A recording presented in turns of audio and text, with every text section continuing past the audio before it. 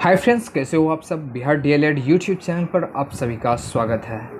ये वीडियो सेवापूर्व 2 वर्षीय डिप्लोमा ने एलिमेंट्री एजुकेशन के प्रथम वर्ष की किताब F1 समाज शिक्षा पाठचर्या की समझ के 6 प्रश्न को लिया गया है।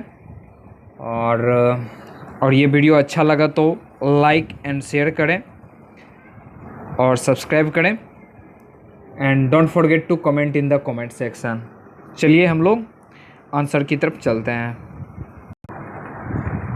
प्रश्न 13, बच्चों के समाजीकरण में समाजीकरण के दोनों रूप प्रत्यक्ष एवं अप्रत्यक्ष समाजीकरण की आवश्यकता होती है। तर्कपूर्ण विवेचना करें। उत्तर, व्यक्ति का समाजीकरण 2 तरीके से होता है, एक प्रत्यक्ष, दूसरा अप्रत्यक्ष। प्रत्यक्ष समाजीकरण वह है जिसमें समाज में बच्चे का समाजीकरण के लिए प्रत्यक्ष मार्गदर्शन एवं स्पष्ट रूप से उल्लिखित नियम एवं उपाय अपनाए जाते हैं, जैसे बड़े बुजुर्ग के साथ आदर व्यवहार, आपस में प्रेम और विश्वास के साथ रहना इत्यादि। दूसरी ओर अप्रत्यक्ष समाजीकरण अनेक दिशा निर्देशों पर आधारित होता है। उदाहरण के लिए समाज में पुरुषों एवं महिलाओं की सहनता की बात बढ़ चढ़ कही जाती है। महिलाओं को पूजनीय कहा जाता है, परंतु दैनिक कार्यों में बिल्कुल विपरीत व्यवहार दिखाया जाता है। घर में खाना बनाना सिर्फ महिलाओं का कार्य है। आमतौर पर महिलाएं परिवार की सभी सदस्यों को खिलाने के बाद ही खाना खाती है। महिलाएं पारिवारिक निर्णयों में सहभागी नहीं होती है। बच्चे लड़का या लड़की के रूप में इन असमानताओं के अप्रत्यक्ष संदेशों को इस प्रकार आत्मसात कर लेते हैं कि इन प्रथाओं में कोई बुराई नजर नहीं आती। शिक्षा अनेक प्रकार से इस अप्रत्यक्ष समाजीकरण को व्यवहार में लाती है। इसे प्रच्छन्न पाठचर्या कहा जाता है। प्रच्छन्न पाठचर्या का संबंध संगठन द्वारा संप्रेषित संदेशों और आधिकारिक विषयों के अधिगम के अलावा शिक्षा व्यवस्था के प्रचलन से है। समाजीकरण समाज के नियमों के अनुसार चलने की आदत डालने की एक प्रक्रिया है, क्योंकि समाज जटिल एवं बहुस्तरीय संरचना वाला होता है, इसलिए समाजीकरण की प्रक्रिया भी जटिल एवं बहुआयामी होते हैं। बहुत सारे कारक इस प्रक्रिया में भागीदारी होते हैं। इनमें से कुछ कारकों की पहचान हमने की है। बच्चों के समाजीकरण में परिवार, मित्र समूह, समुदाय, विद्यालय, संचार माध्यम, राजनीति एवं धर्म प्रमुख भूमिका निभाते हैं। परिवार बच्चों के समाजीकरण की प्राथमिक इकाई है। इसी में बच्चों के समाजीकरण का प्रारंभिक चरण चलता है। धर्म, संस्कृति, लिंग, जाति से संबंधित प्राथमिक व्यवहारों की नींव परिवार में ही पड़ती है। छोटी उम्र में ही परिवार दंड, पुरस्कार तथा पुनर्बलों का उपयोग कर परिवार एवं समाज के वांछित व्यवहारों का आकार देता है। मित्र समूह बच्चों को वह खुला मंच होता है जहां वे खुलकर अपने विचारों का आदान प्रदान करते हैं एवं अपने मित्रों से बहुत सारी आदतें सीखते हैं। बच्चों का पहनावा, खान पान, खेल कूद एवं जीवन शैली पर मित्र समूह का बहुत बड़ा प्रभाव होता है। समुदाय हमेशा यह चाहता है कि बच्चा समाज स्वीकृति व्यवहार ही करे। उनके व्यवहार पर न केवल परिवार की बल्कि अन्य लोगों की भी निगाहें होती है। बच्चों की आदतों में सुधार के लिए समुदाय कई बार परिवार पर दबाव भी डालता है। विद्यालय की भूमिका समाजीकरण में बहुत महत्वपूर्ण माना जाता है। विद्यालय समाजीकरण में समाज एवं राज्य के बीच कड़ी की भूमिका निभाता है। विद्यालय के पास ऐसे अनेक उपकरण होते हैं जिनके द्वारा वह बच्चों को समाजीकरण करता है। उसमें से कुछ उपकरण है पाठचर्या, शिक्षण पद्धति, शिक्षक की भूमिका, पाठ्य सहगामी क्रियाएं आदि।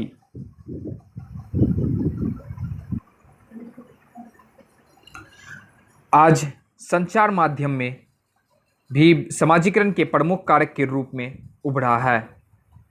कार्टून चैनलों की भरमार एवं मोबाइल फोन की उपलब्धता ने बच्चों की सामाजिकता को प्रभावित किया है। ये संचार माध्यम धीरे धीरे बच्चों को परिवार एवं समुदाय से दूर करते चले जा रहे हैं। कई बार बच्चों में द्वंद्व की स्थिति भी पैदा करते हैं जब बच्चे संचार माध्यम पर दिखाए गए दृश्यों को अपने परिवेश के संदर्भ में देखते हैं। राजनीति बच्चों में नागरिकता के गुणों के विकास का प्रयास करती है।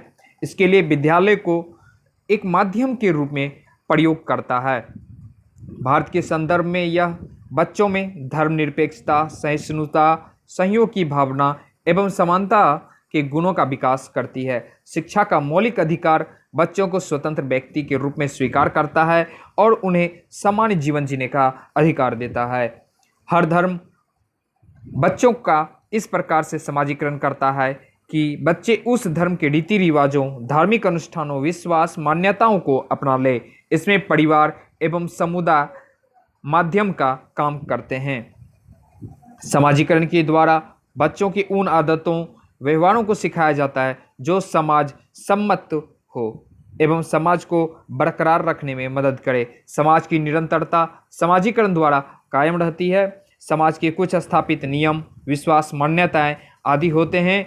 समाज विभिन्न माध्यमों से इन्हीं नियमों, विश्वास, मान्यताओं को बच्चों को सिखाता है।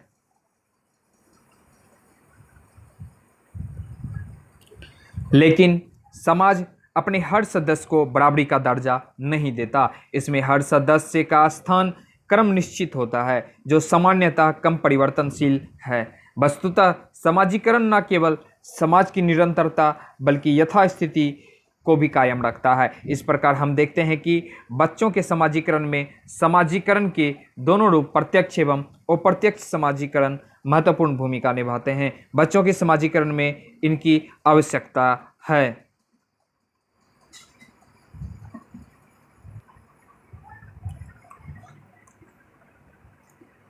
प्रश्न 14, प्रच्छन्न पाठचर्या किस तरह से बच्चों को समाजीकरण करती है, व्याख्या करें। अथवा विद्यालय में समाजीकरण को प्रभावित करने में प्रच्छन्न पाठचर्या की क्या भूमिका है। उत्तर, शिक्षा अनेक प्रकार से अप्रत्यक्ष समाजीकरण को व्यवहार में लाती है। इसे प्रच्छन्न पाठचर्या कहा जाता है। प्रच्छन्न पाठचर्या का संबंध संगठन द्वारा संप्रेषित संदेशों और आधिकारिक विषयों के अधिगम के अलावा शिक्षा व्यवस्था के प्रचालन से है। अप्रत्यक्ष समाजीकरण अनकहे दिशा निर्देशों पर आधारित होता है। उदाहरण के लिए समाज में पुरुषों एवं महिलाओं की समानता की बात चढ़कर कही जाती है। महिलाओं को पूजनीय कहा जाता है, किंतु दैनिक कार्यों में बिल्कुल विपरीत व्यवहार दिखाया जाता है। जैसे घर में खाना बनाना सिर्फ महिलाओं का कार्य है। आमतौर पर महिलाएं परिवार के सभी सदस्यों को खिलाने के बाद ही खाना खाती है। महिलाएं पारिवारिक निर्णयों में सहभागी नहीं होती।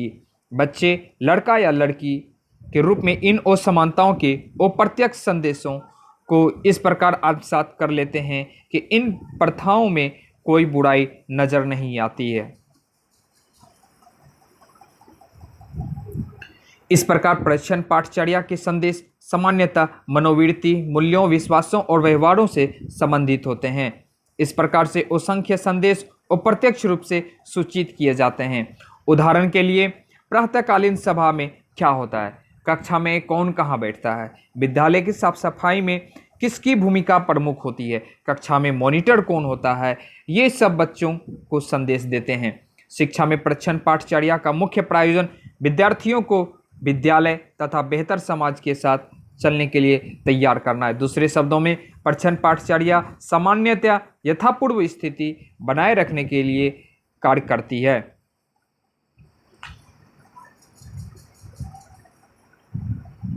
बच्चों के समाजीकरण में प्रच्छन्न पाठचर्या की भूमिका। पहला पॉइंट, बच्चों को जिम्मेदार बनाना। प्रच्छन्न पाठचर्या के अंतर्गत बच्चों को कई तरह की जिम्मेवारी दी जाती है। इससे बच्चे में जिम्मेदार नागरिक बनने के गुणों का विकास होता है। वे कई तरह की जिम्मेवारियों निभाने में निपुण होते हैं। पॉइंट 2, नेतृत्व का विकास। बच्चों को कई तरह से नेतृत्व प्रदान करने का अवसर मिलते हैं। जैसे कि उन्हें कक्षा का मॉनिटर बनाया जाता है तो वे अपने आप को गौरवान्वित महसूस करते हैं और वर्ग के सभी बच्चों का नेतृत्व करते हैं। यदि उसे साफ सफाई अभियान का नेता बनाया जाता है तो आवश्यकता अनुसार अपने साथियों के साथ सामंजस्य स्थापित कर इस कार्य को सुचारू रूप से करवाते हैं। पॉइंट 3, नेता के गुणों का विकास। बच्चे में विभिन्न प्रकार की जिम्मेवारियों से नेता के गुणों का भी विकास होता है। वह आगे रहकर अपनी बात सबके सामने कहता है। एक अच्छे नागरिक के गुणों का विकास। बालक अपने घर पर ही अपने छोटे भाई बहनों पड़ोसी के साथ सूझबूझ से व्यवहार करता है, उन्हें निर्देशित करता है, उन्हें पढ़ने में मदद करता है, अपने माता पिता के भी अनेक कार्यों में मदद करता है। अपने वर्ग में भी वह सभी बच्चों से मैत्रीपूर्ण संबंध स्थापित करता है। इस प्रकार यह कहा जाता है प्रच्छन्न पाठचर्या बच्चों के समाजीकरण में महत्वपूर्ण भूमिका निभाती है। प्रश्न 15, समाजीकरण एक संयास प्रक्रिया है, व्याख्या कीजिए। समाजीकरण की प्रक्रिया द्वारा बालकों को सामाजिक बनाया जाता है। इस प्रक्रिया के अनेक कारक होते हैं, जिसमें भी महत्वपूर्ण कारक निम्न हैं। पॉइंट 1, बालकों के लालन पोषण का गहरा प्रभाव सामाजिक प्रक्रिया पर पड़ता है। जिस प्रकार का वातावरण बालक को प्रारंभिक जीवन में मिलता है, जिस प्रकार से माता पिता बालक का लालन पोषण करते हैं, उसी के अनुसार बालक में भावनाएं तथा अनुभूतियां विकसित हो जाती है। इसका अर्थ यह है कि जिस बालक की देखरेख उचित नहीं होती, वह समाज विरोधी आचरण वाले हो जाते हैं। अतः उचित समाजीकरण हेतु बालक का पालन पोषण ठीक प्रकार से किया जाना चाहिए। पॉइंट 2, बालकों शैशवावस्था से लेकर किशोर अवस्था तक उचित सहानुभूति की आवश्यकता होती है। शैशवावस्था में वह परिवार से सहानुभूति चाहता है, परंतु किशोरावस्था तक आते आते बालकों की सहानुभूति से संबंधित समस्याएं तथा निर्णयों की पूर्ति उनके मित्र करते हैं। इस प्रकार सहानुभूति के द्वारा बालकों में अपनत्व की भावना का विकास होता है। पॉइंट 3, माता पिता परिवार तथा पड़ोस की सहानुभूति द्वारा बालकों में आत्मीकरण की भावना विकसित होती है। जो लोग बालकों को अपना समझकर उनके साथ सहानुभूतिपूर्ण व्यवहार करते हैं, बालक उन्हीं को अपना समझने लगता है तथा उन्हीं के आदर्श के अनुसार ही बालक व्यवहार करते हैं। पॉइंट 4, अनुकरण के अतिरिक्त सामाजिक शिक्षण का यह भी बालकों के व्यक्तित्व पर तथा समाजीकरण पर विशेष प्रभाव पड़ता है। यहाँ पर ध्यान देने योग्य बात यह है कि सामाजिक शिक्षण का प्रारंभ परिवार से ही होता है। यहीं पर रहकर बालक माता पिता भाई बहन तथा अन्य सदस्यों के साथ रहकर अपनी शिक्षा को ग्रहण करते हैं। समाजीकरण की प्रवृत्ति उनमें जन्म लेती है। पॉइंट 5, व्यक्ति को समाज में ही सामाजिक बनाता है। व्यक्ति को समाज ही सामाजिक बनाता है तथा कहा जाता है कि समाज की सहकारिता ही बालक को सामाजिक बनाने में महत्वपूर्ण स्थान रखती है। जैसे जैसे बालक अपने सहयोगियों के साथ पाया जाता है, वैसे वैसे वह दूसरे लोगों का अपना सहयोग देता जाता है। इससे बालक की सामाजिक प्रवृत्तियां संगठित हो जाती है। इस प्रकार समाजीकरण के विकास को परिवार, पास पड़ोस, साथी, स्कूल, सामाजिक संस्थाएं, शारीरिक रचना तथा मानसिक दोष तथा आवश्यकताएं भी प्रभावित करती है। ये सभी मिलकर व्यक्ति अथवा बालक को सामाजिक बनाते हैं। अतः हम देखते हैं कि समाजीकरण एक संयास प्रक्रिया है। प्रश्न 16, बच्चों के समाजीकरण तथा उनके विकास में प्रथम एवं द्वितीयक समाजीकरण के दोनों चरणों की महत्वपूर्ण भूमिका है। तर्कपूर्ण उत्तर दें।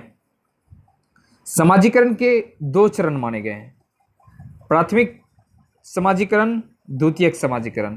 प्राथमिक समाजीकरण में माता पिता, परिवार, पड़ोस, समुदाय के द्वारा होता है। माता को बच्चों का प्रथम गुरु कहा जाता है। बच्चों के प्रारंभिक समाजीकरण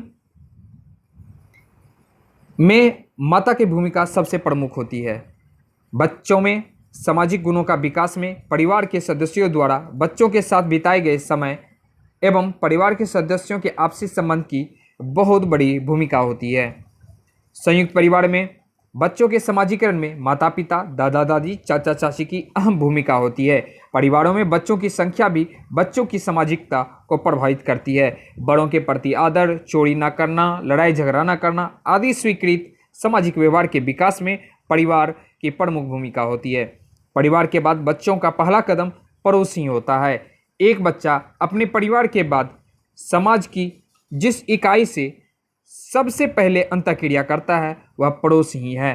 पड़ोस की संरचना अलग अलग हो सकती है। कहीं एक ही जाति के लोग पड़ोस हो सकते हैं तो कहीं एक से अधिक जाति एवं धर्म के लोग पड़ोसी हो सकते हैं। इन सभी परिस्थितियों में बच्चों का समाजीकरण अलग अलग होता है। द्वितीयक समाजीकरण। द्वितीयक समाजीकरण में विद्यालय एवं संचार का माध्यम अहम भूमिका निभाते हैं। समाजीकरण की प्रक्रिया में समाज के मानदंडों और मूल्यों के आंतरिकरण के साथ साथ अपनी सामाजिक भूमिकाओं का संपादन करना सीखना, ये दोनों बातें सम्मिलित होती है। समाजीकरण एक प्रक्रिया है जो रोजमर्रा के व्यवहारों, विद्यालयों एवं प्रचार माध्यमों द्वारा व्यक्ति का प्रशिक्षण कर उसे समाज की मुख्य धारा हेतु ढालती है। बच्चे बचपन एवं समाजीकरण की अवधारणा में विद्यालय एवं प्रचार की भूमिका विशेष होती है। इसमें संप्रेषण तथा सीखने की उन सभी प्रक्रियाओं का समावेश होता है जिनके द्वारा एक जैविक इकाई सामाजिक प्रकृति को ग्रहण कर सामाजिक जीवन में भाग लेने योग्य बनाता है। इस प्रकार हम देखते हैं कि बच्चों के समाजीकरण में प्रथम समाजीकरण जैसे घर, माता पिता, दादा दादी, पड़ोस आदि तथा द्वितीय समाजीकरण में जैसे विद्यालय, संचार माध्यम आदि चरणों की महत्वपूर्ण भूमिका होती है। प्रश्न 17। बच्चों के बचपन में पाई जाने वाली विभिन्नताएं उनके सामाजिक एवं सांस्कृतिक परिस्थितियों से प्रभावित होता है, विवेचना करें। उत्तर। बच्चों के बचपन में पाए जाने वाली विभिन्नताएं उनके सामाजिक एवं सांस्कृतिक परिस्थितियों से प्रभावित होती है। इसे हम उदाहरणों के द्वारा स्पष्ट कर सकते हैं। कहा जाता है कि जैसा खाए अन्न वैसा होवे मन। ठीक उसी प्रकार में समाज की जो परिस्थितियां होगी उसी के अनुरूप वहाँ के लोगों में आचार विचार, उच्च संस्करण, अभिवृत्ति होगी। परिस्थितियों का समाजीकरण प्रक्रिया पर व्यापक असर पड़ता है। उदाहरण 1। सोहनपुर गांव के लोग सुबह उठते ही चौक चौराहे पर जुआ खेलने बैठ जाते हैं और लंबे समय तक खेलते हैं। खेलने के दौरान कभी वे एक दूसरे पर चिल्लाते हैं तो कभी गाली गलौज भी करते रहते हैं। कभी कभी उनके बीच मारपीट भी हो जाती है। आसपास के बच्चे उनके चिल्लाने, गाली गलौज और मारपीट को देखते हैं।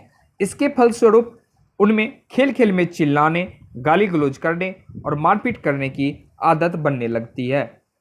वे बड़ों को सम्मान करना भूल गए। वे दिन प्रतिदिन ठीक वैसे ही होते जा रहे हैं। उदाहरण 2।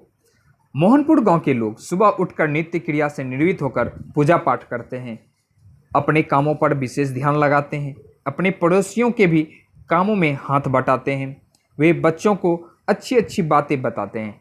बच्चे भी उनके पूजा पाठ के समय बड़ों की नकल करते हुए हाथ जोड़कर ईश्वर की प्रार्थना में उनके साथ खड़े हो जाते हैं। यहाँ हम देखते हैं कि सोहनपुर गांव की परिस्थितियां समाजीकरण पर नकारात्मक प्रभाव डालने वाली है। वहाँ के बच्चों में गाली गलौज और चोरी ठगी की प्रवृत्ति पाई गई, जबकि मोहनपुर गांव की परिस्थिति बच्चों के समाजीकरण में सकारात्मक प्रभाव डालती है। इस प्रकार हम देखते हैं कि बच्चे निरंतर रूप से समाज के विभिन्न क्रियाकलापों को अवलोकन करते हुए आत्मसात कर लेते हैं। उदाहरण में हमने देखा कि बच्चों में पाई जाने वाली विभिन्नताओं में सामाजिक एवं सांस्कृतिक प्रवृत्तियों का प्रभाव स्पष्ट है। अतः समाज की परिस्थितियों का बच्चों के बचपन में पाई जाने वाली विभिन्नताओं पर प्रभाव डालती है।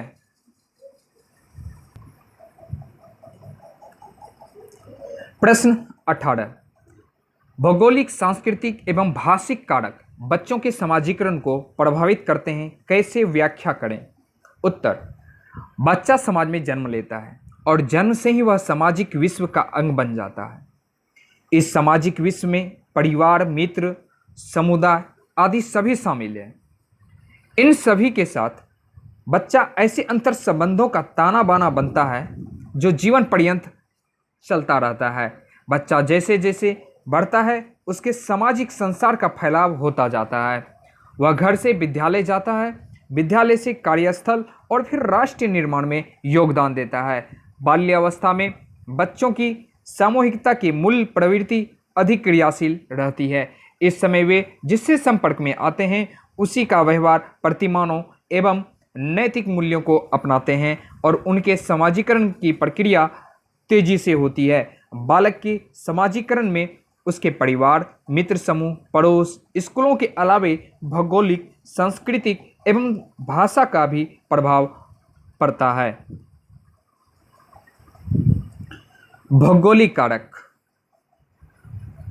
बच्चों के समाजीकरण में भौगोलिक कारक भी अपनी भूमिका निभाते हैं। भौगोलिक कारक जैसे वहाँ का वातावरण, प्राकृतिक स्वरूप आदि का बच्चों के समाजीकरण पर व्यापक प्रभाव पड़ता है। वहाँ की जलवायु आदि नम है तो बच्चे में भी नम्यता दिखाई देती है, जबकि अधिक गर्म वाली जलवायु में बच्चों में कुछ आक्रामकता भी दिखाई देता है। पॉइंट 2, सांस्कृतिक कारक। प्रत्येक समाज की अपनी अलग अलग संस्कृति होती है। संस्कृतियाँ उदार तथा सहिष्णु बनाती है, जिससे सामाजिक विकास में सहायता मिलती है। संस्कृति के अंतर्गत भाषा, वेशभूषा, धर्म, खाने का ढंग, आचार व्यवहार इत्यादि सब कुछ आता है। इससे जीवन मूल्य प्रभावित होते हैं, बच्चों में संस्कार विकसित होता है तथा समाज के अनुरूप नागरिकों का निर्माण होता है। हर धर्म बच्चों का इस प्रकार से समाजीकरण करता है कि बच्चे उस धर्म के रीति रिवाज, धार्मिक अनुष्ठानों, विश्वास, मान्यताओं को अपना ले। भाषिक कारक। पॉइंट 3, सामाजिक विकास पर भाषा का भी उचित प्रभाव पड़ता है। भाषा के द्वारा बालक अपनी इच्छाओं, आवश्यकताओं आदि को दूसरों तक पहुंचाया है तथा दूसरों की इच्छा एवं आवश्यकता को समझने की कोशिश करता है। हरलॉक ने यह बताया है कि भाषा बालकों को उपयुक्त सामाजिक व्यवहार, उपयुक्त सामाजिक परिस्थितियों में करने में मदद करती है। स्कूल में बालकों को शिक्षक भिन्न भिन्न प्रकार के शिष्टाचार की बातें शिष्टाचार के माध्यम से बताते हैं। किस परिस्थिति में किस प्रकार सामाजिक व्यवहार करना चाहिए कि शिक्षा बालकों को घर में माता पिता भाषा के ही माध्यम से देते हैं। स्पष्ट है कि भाषा के माध्यम से सामाजिक विकास की प्रक्रिया तेजी से संपन्न होती है। इस प्रकार स्पष्ट है कि बच्चे के समाजीकरण में भौगोलिक, सांस्कृतिक, भाषिक कारण महत्वपूर्ण भूमिका निभाते हैं। हेलो गाइस, ये वीडियो अच्छा लगा तो लाइक करें, शेयर करें and don't forget to subscribe.